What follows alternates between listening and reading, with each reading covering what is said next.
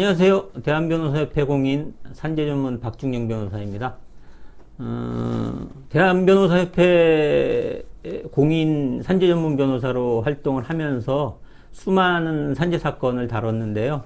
그 중에서 재해근로자분들에게 도움이 될 만한 사례들을 선별해서 박변의 산재 이야기라는 컨셉으로 이제 동영상 강의를 시작하게 됐습니다. 그래서 오늘은 첫 번째 시간으로 하루 12시간을 일했는데 과로가 아니라고요? 라는 제목으로 제가 다루었던 산재 사건에 대해서 같이 살펴보는 시간을 갖도록 하겠습니다.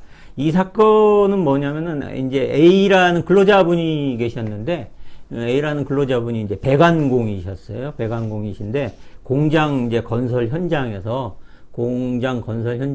배관공으로 일을 하시다가 이제 뇌경색이 오셔서 이제 쓰러지셨죠. 다행히 이제 돌아가시진 않고 쓰러지신 상태에서 산재 이제 요양급여를 신청을 하셨는데 산재 요양급여 신청이 이 근로복지공단에서 불승인이 된 겁니다. 그래서 이 본인 이제 재해근로자 본인은 이제 이 병원에 계시니까 못 오시고 이제 그 배우자분이 저희 사무실에 방문을 하셔갖고 이 산재 요 사건을 제가 이제 다루게 됐습니다.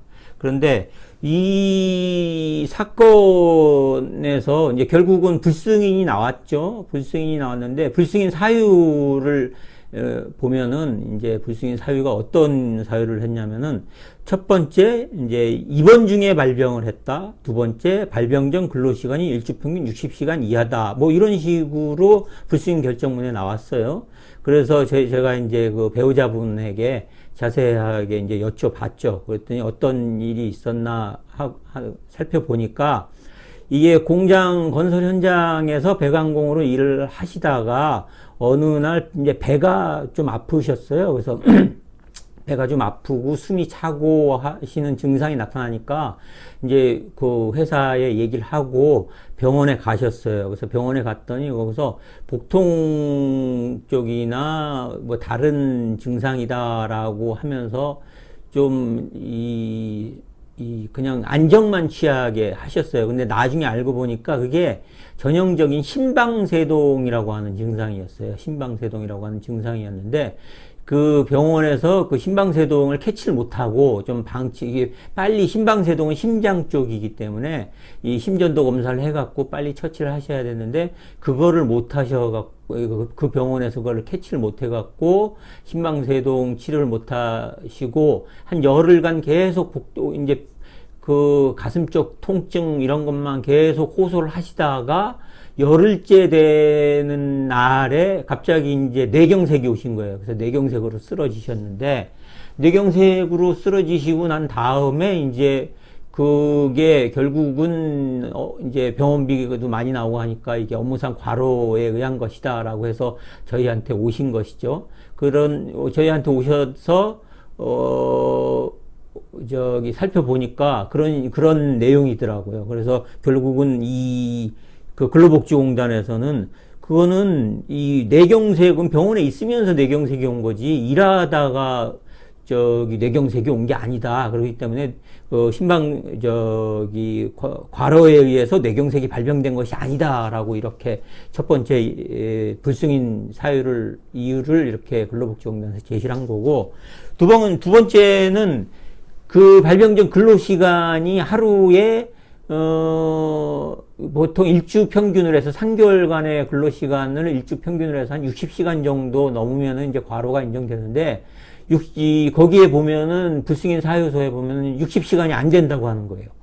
그런데 이제 배우자분이나 본인은 말씀하시는 게 하루에 12시간을 넘게 일을 했는데 어떻게 60시간 일주 평균 하면은 하루에 12시간 곱하기 거의 일주일에 하루만 쉬고 했기 때문에 70시간 가까이 어느 경우에는 넘어가는 경우도 있는데 60시간이 안 되는 건 말이 안 된다 이렇게 하는 거예요. 그래서 보통 이제 저희한테 상담을 오셨을 때 살펴보면은 이 재해자분들이 근로시간에 대해서 좀 과장하는 경우도 있어요. 그리고 또 본인들은 한 10시간 일했다고 하는데 보통 그 경우에 이제 중간에 점심시간이나 이제 또 긴 휴식시간 이런 거는 빼게 됩니다. 그래서 실제 근로시간은 뭐 8시간 정도 이렇게 되는 경우가 있는데 이분은 어쨌든 뭐 거의 12시간을 일하셨다고 하는 거니까 어떻게 됐나 하고 그걸 살펴보니까 이게 잘못된 게 뭐냐면은, 아까 말씀드렸듯이, 이분이 이제 뇌경색으로 산재 요양 신청을 하셨어요.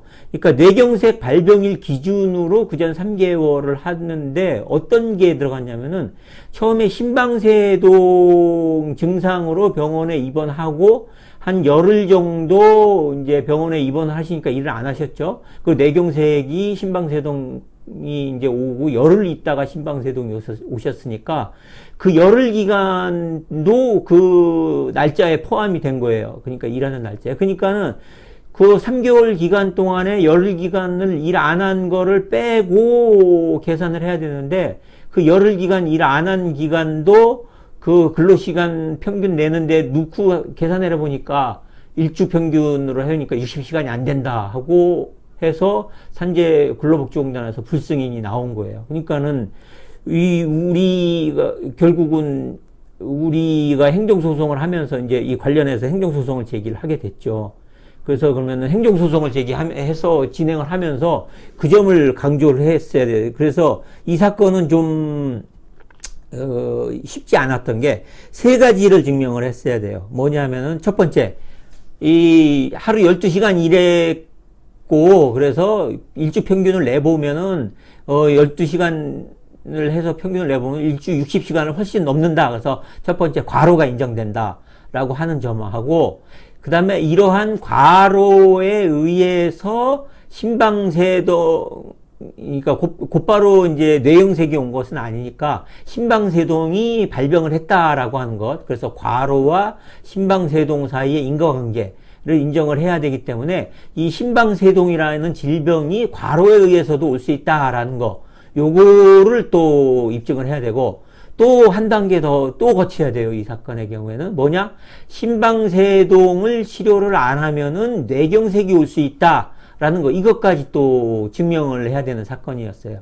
그래서 제가 이제 행정소송을 하는 과정에서 진료기록감정을 신청을 해서 이 심장외과랑 또 이제 신경외과 이쪽으로 다 진료기록감정을 신청을 해서 그리고 이제 관련 이제 논문 자료들을 이제 찾아서 이 심방세동이란 증세의 원인, 발병 원인을 쭉 찾아보니까 과로도 있는 거예요. 그래서 잘 됐다 해서 이것도 이제 진료기록감정 신청을 하면서 그 내용을 넣었죠. 이러한 심방세동이란 증상이, 이분의 증상이 심방세동 증상이냐라는 거 하고, 그 다음에 이러한 심방세동이 과로에서 올 수 있느냐 하는 거 하고, 그 다음에 일주일에 이제 평균해서 하루에 12시간씩 이렇게 일을 하면은 이 정도의 과로로 심방세동이 올 수 있느냐라고 하는 거, 이런 것들을 이제 진료기록감정을 신청을 했고, 두 번째 또 역시